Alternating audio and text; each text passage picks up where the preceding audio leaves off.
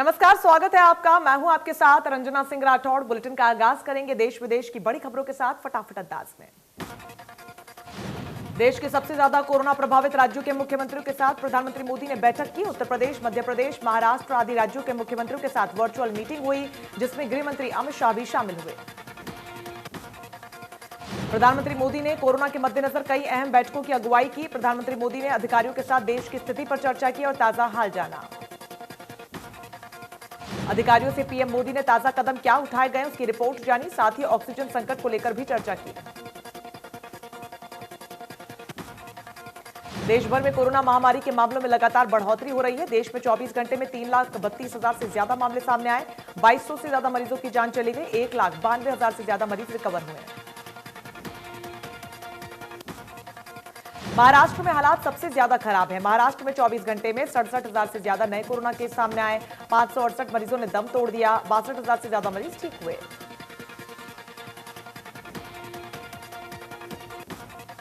महाराष्ट्र के पालघर में विरार के कोविड अस्पताल में आग लगने से बड़ा हादसा हो गया। विरार पश्चिम में विजय वल्लभ अस्पताल के आईसीयू में भयंकर आग लग गई।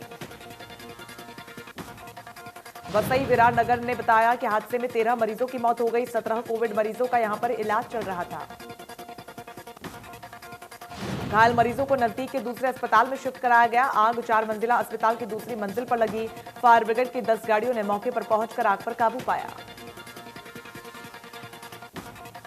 दिल्ली में कोरोना की रफ्तार बरकरार। दिल्ली में बीते 24 घंटे में कोरोना के 26,169 नए मामले सामने आए। इसके अलावा 306 लोगों की मौत हो गई।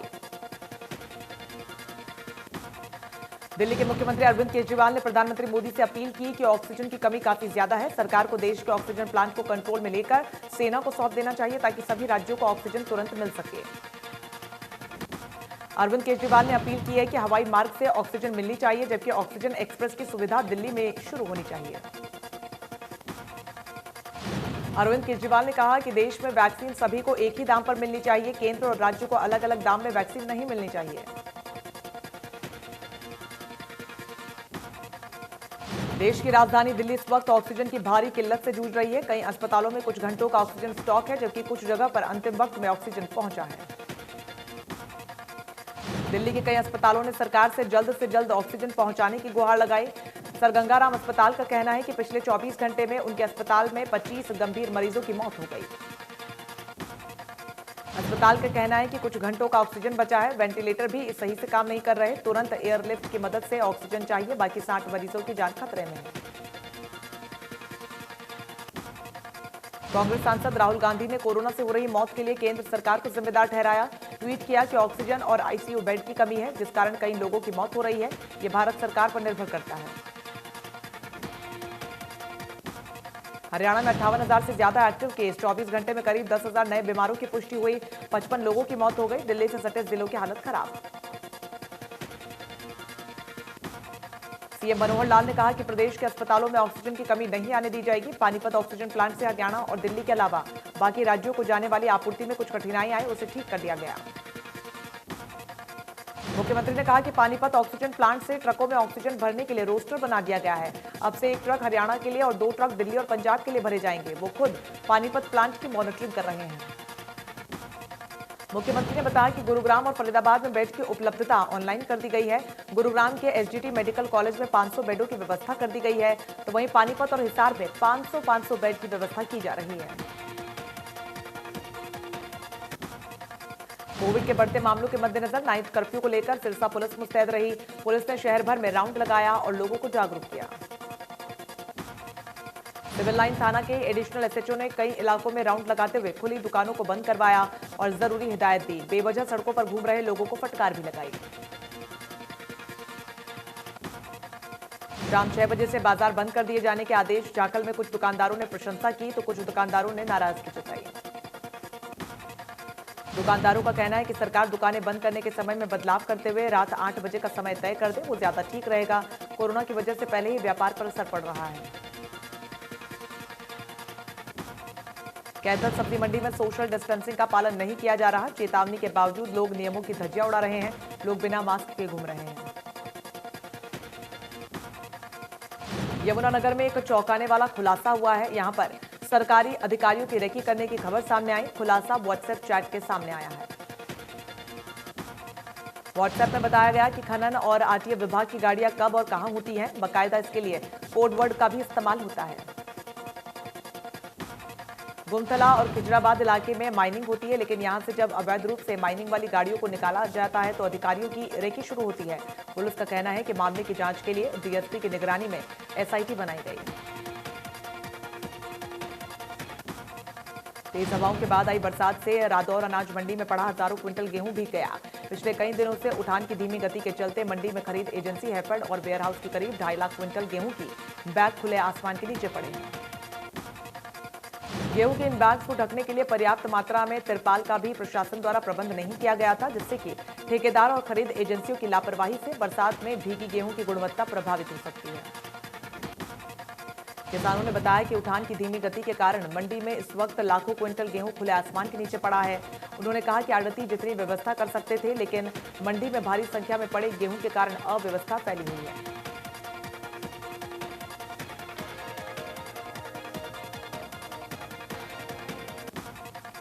फरीदाबाद में ऑक्सीजन सप्लाई करने वाले लिंडे प्लांट से अस्पतालों के लिए ग्रीन कॉरिडोर बनेगा, जिसकी फरीदाबाद पुलिस ने तैयारी पूरी कर ली है। ग्रीन कॉरिडोर से बिना बाधा के अस्पतालों में ऑक्सीजन सप्लाई की जाएगी।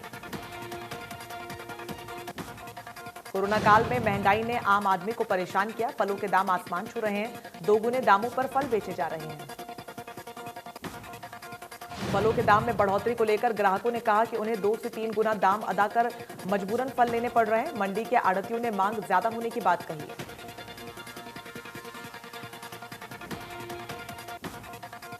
कोरोना काल में लचर होती स्वास्थ्य विभाग की एम्बुलेंस सेवा। सोनीपत के सिविल अस्पताल में एम्बुलेंस को धक्का देकर स्टार्ट करने की तस्वीर आई सामने। अंबाला शहर के सिविल अस्पताल में वैक्सीन लगवाने आए लोगों को घर भेजा जा रहा है। सिविल अस्पताल में ये पोस्टर लगवाए गए हैं कि कोविशील्ड वैक्सीन की डोज खत्म हो चुकी है।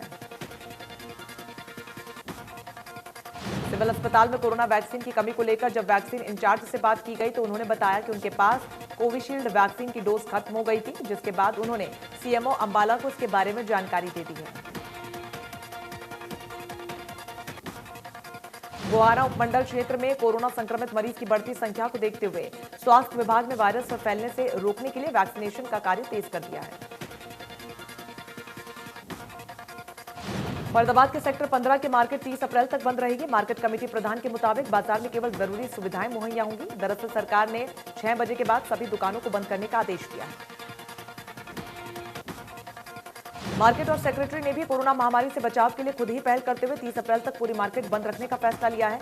सभी दुकानदारों से विचार विमर्श कर यह फैसला लिया गया। फरीदाबाद में भी कोरोना को लेकर लोगों में लापरवाही नजर आ रही है। पुलिस ने लापरवाह लोगों के चालान काटना शुरू कर दिया है। शहर में बिना मास्क घूमने वालों की जगह जगह चालान काटे जा रहे हैं। सब इंस्पेक्टर अशोक कुमार के मुताबिक हर रोज 25 से 30 चालान मास्क को लेकर काटे जा रहे हैं। साथ ही लोगों को समझाया भी जा रहा है। लोगों में काफी हद तक सुधार भी है। सिरसा से सांसद सुनीता दुग्गल ने पुलिस लाइन में कोरोना वैक्सीन लगवाई। उन्होंने तमाम कोरोना वॉरियर्स का आभार जताया। साथ ही कहा कि महामारी के संकट में ये लोगों को निकालने की कोशिश कर रहे हैं। गुरुग्राम में 3,553 कोरोना संक्रमित मरीज मिले हैं। जिले में कोरोना से 4 मरीजों की जान चली गई। जहां पर प्रशासन सख्ती दिखा रहा है तो वहीं लोगों की लापरवाही थमने का नाम नहीं ले रही। गुरुग्राम सदर बाजार में निगम अधिकारी जितेंद्र कुमार ने जायजा लिया और दुकानदारों से अपील की है कोई मास्क न लगाए, खरीदारी करता है उसको तो राशन नहीं दिया जाएगा। साथ ही उन्होंने कहा कि दुकानदार और ग्राहक बिना मास्क के पाए गए तो दोनों के ही खिलाफ चालान काटे जाएंगे। वहीं अवैध तरीके से हो रहे अतिक्रमण को देखते हुए कार्रवाई की जाएगी। कोरोना को लेकर भिवानी एसडीएम ने खुद मोर्चा संभाल लिया है। शादी समारोह में जुटने वाली भीड़ पर लगाम कसने को लेकर रिसोर्ट पर लगाम कसनी शुरू कर दी है। साथ ही लोगों से भी बेवजह बाहर न निकलने को लेकर अपील की जा रही है।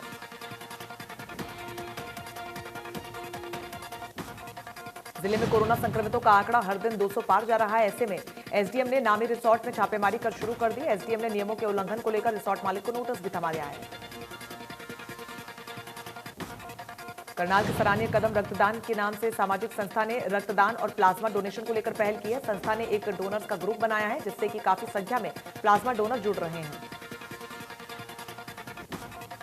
सामाजिक संस्था से जुड़े रेशम गुप्ता ने बताया कि उनकी ये संस्था पिछले साल भी कोरोना महामारी के दौरान काफी मरीजों की मदद की है। संस्था की ओर से प्लाज्मा लेकर डॉक्टरों की मदद से मरीजों तक पहुंचाया जा रहा है ताकि उनकी जान बचाई जा सके। फरीदाबाद एनआईटी के वेदांता अस्पताल में खांसी जुकाम और माइनर बुखार की मरीज महिला को रिपोर्ट में धांधली का मामला सामने आया। महिला मरीज को कोरोना बताकर उसको भर्ती किया गया। परिजनों को 5 दिनों की रिपोर्ट नहीं दी गई। महिला मरीज के परिजनों ने अस्पताल पर दबाव बनाया, तब जाकर फर्जी रिपोर्ट सौंप दी गई, जिसमें मिली खामियों से परिजनों को शक हुआ तो मामले की शिकायत पुलिस को दी। पुलिस ने मामले में जांच का भरोसा दिया है।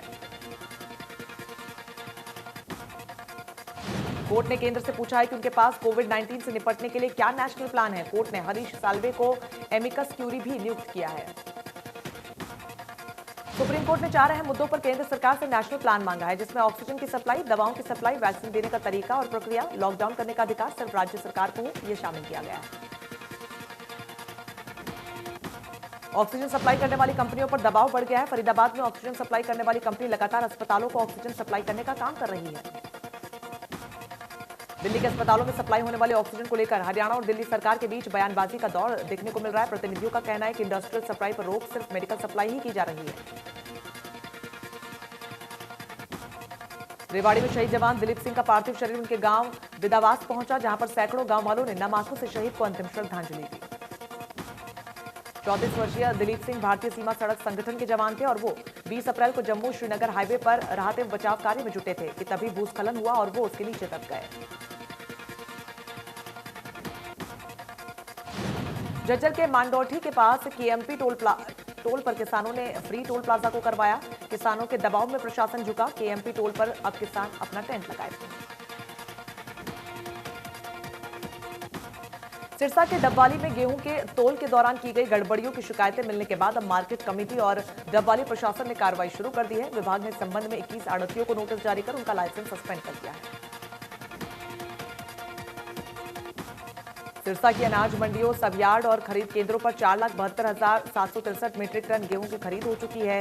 साथ ही जिले के अन्य मंडियों में भी फसल की आवक जारी है। मंडियों में 2,25,000 मीट्रिक टन गेहूं का उठान हो चुका है। जिला प्रशासन ने सिरसा जिले की मंडियों में गेहूं की खरीद को लेकर व्यापक प्रबंध करने का दावा किया है। जिले में बारदाने की कोई कमी नहीं है। जल्द ही गेहूं के उठान में भी तेजी लाई जाएगी। अगले हफ्ते तक गेहूं की आवक पूरी हो जाएगी।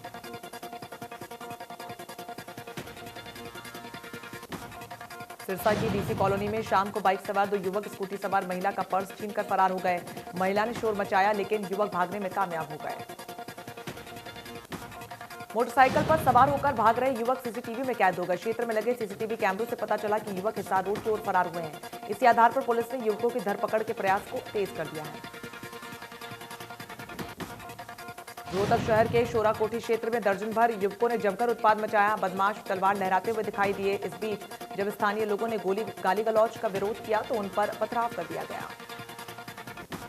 इस पूरी घटना का वीडियो सामने आया है, जिसमें पुलिस ने कार्रवाई करते हुए एक युवक को गिरफ्तार भी कर लिया है। पुलिस का दावा है कि अन्य सभी आरोपी युवकों को भी जल्द ही गिरफ्तार कर लिया जाएगा। वरिष्ठ कांग्रेस नेता होशियारी लाल शर्मा ने अनाज मंडी का निरीक्षण किया। इस दौरान उन्होंने धीमी उठान प्रक्रिया, पुराने बारदाने में भारी फसल को वापस भेजने पर किसानों के खातों में पेमेंट नहीं आने पर सरकार को घेरा। मंडी में शौचालय और पेयजल की व्यवस्था नहीं होने के भी आरोप लगाए गए। इस दौरान उन्होंने कहा कि पुराने सिस्टम से आड़तियों के माध्यम से फसल की खरीद और भुगतान का कार्य होना चाहिए, ताकि किसानों को समस्याओं का सामना न करना पड़े। चरखी दादरी जिले में गांव मंडौली निवासी युवक के प्रेमिका से तंग आकर फेसबुक पर लाइव सुसाइड किया और इस दौरान उसने 7 पेज का सुसाइड नोट भी लिखा है। सुसाइड में लिखा था कि कलियाना गांव की एक महिला के साथ उसका अफेयर था। अफेयर के दौरान उसे 5,70,000 रुपए दे चुका है और कुछ सोने चांदी के गहने भी दिए हैं और अब उसके परिजन उस पर दबाव बनाकर 10 लाख रुपए मांग रहे हैं। पैसे न देने पर बलात्कार का झूठा मुकदमा बनवाने की बात भी कह रहे हैं। उसने पुलिस से अपील की है कि दोषियों के खिलाफ कार्रवाई की जाए। युवक ने फेसबुक पेज पर महिला के साथ कई वीडियो शेयर किए हैं और सुसाइड नोट भी फेसबुक पर शेयर किया। सिरसा में चल रहे सरकारी प्राइमरी और मिडिल स्कूलों में 25 से कम विद्यार्थियों की संख्या वाले स्कूलों को शिक्षा निदेशालय ने अन्य स्कूलों में मर्ज करने का फैसला लिया है। कम छात्र संख्या वाले विद्यालयों को 1 किलोमीटर के दायरे में बने प्राथमिक और माध्यमिक स्कूलों में मर्ज किया जाएगा। जिले में ऐसे 38 प्राइमरी और मिडिल स्कूल हैं जहां पर एक विद्यार्थियों की संख्या 25 से कम है। जिले में एक स्कूल ऐसा भी है जहां पर न तो कोई विद्यार्थी और न ही कोई टीचर। शिक्षा विभाग द्वारा स्कूल बनाकर छोड़ दिया गया। विद्यार्थियों को पढ़ाने के लिए स्कूल में शिक्षकों की संख्या 1 या 2 ही है। गुरुग्राम के सोना रोड स्थित मालवीय टाउन को नगर निगम जल्द ही टेक ओवर कर लेगा। जल्द ही डीपीआर तैयार कर नगर निगम इस सोसाइटी को अपने अधीन लेगा और यहां रुके हुए विकास कार्यों का काम किया जाएगा। डीटीपी आरएस भट्ट की तरफ से साफ कर दिया गया है कि मालवीय टाउन में कुछ समस्याएं भी हैं जिन्हें जल्द ही दूर कर लिया जाएगा। भिवानी सीआईए 2 पुलिस ने मोबाइल टावर बैटरी चोर गिरोह का भंडाफोड़ करने में बड़ी कामयाबी हासिल की। ये गिरोह 2014 से सक्रिय था, जिसने भिवानी सहित 4 जिलों में दर्जन भर मोबाइल टावरों से सैकड़ों बैटरी और 2 एटीएम से 29 लाख रुपए भी लूटे थे।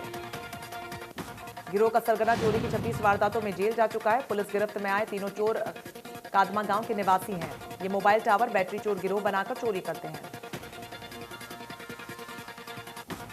देश में कोरोना महामारी विकराल रूप धारण करती जा रही है। ऐसे में अब साधु संतों ने भी आमजन से कोरोना से बचाव के लिए अपील की है। गीता मनीषी स्वामी ज्ञानानंद महाराज ने आमजन से कोरोना से बचाव के लिए अपील की। गीता मनीषी स्वामी ज्ञानानंद महाराज ने कहा कि कोरोना महामारी बहुत तेजी के साथ फैल रही है। इस महामारी को रोकने को और हराने के लिए अब समाज के प्रत्येक नागरिक को संकल्प लेना होगा। सभी नागरिक कोरोना के खिलाफ लड़ाई जीतने का संकल्प करेंगे, तभी लक्ष्य की प्राप्ति भी होगी।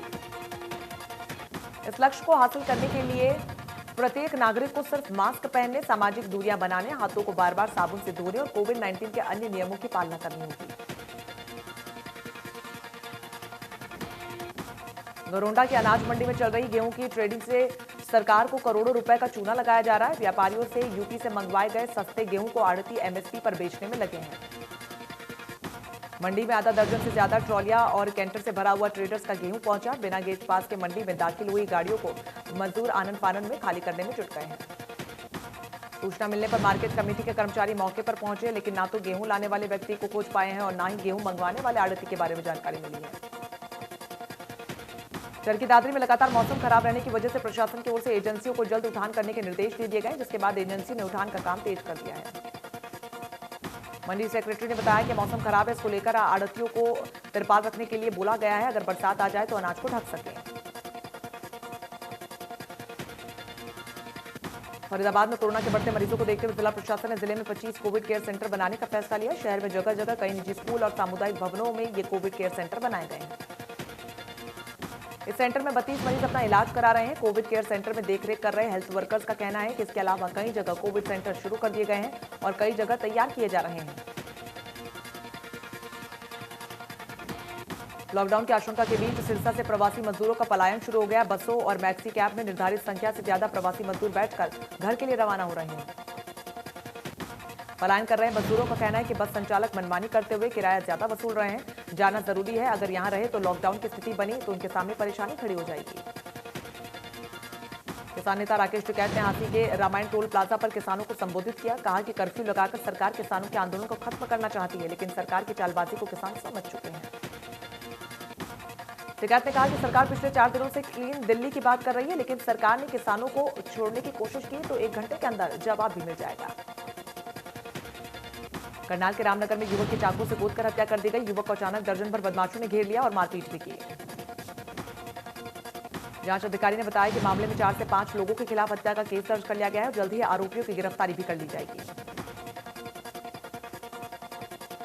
भवानीखेड़ा क्षेत्र के सुमराखेड़ा गांव के खेतों से होकर निकल रही बिजली की लाइन में शॉर्ट सर्किट हो जाने से फसल में आग लग गई। हादसे में करीब 4 एकड़ गेहूं फसल जलकर खाक हो गई। हादसे की जानकारी के बाद मौके पर पहुंचे गांव वालों की मदद से आग पर काबू पाया गया। किसानों का कहना है कि कई बार बिजली विभाग को बिजली की लाइन को लेकर शिकायत की गई, लेकिन विभाग ने कोई सुनवाई नहीं की। फतेहाबाद में एक महिला ने अपनी 1 दिन की नवजात बच्ची को सड़क किनारे छोड़ा। मामले की जानकारी मिलने के बाद मौके पर पहुंची स्वास्थ्य विभाग की टीम ने बच्ची को अस्पताल में भर्ती करवाया।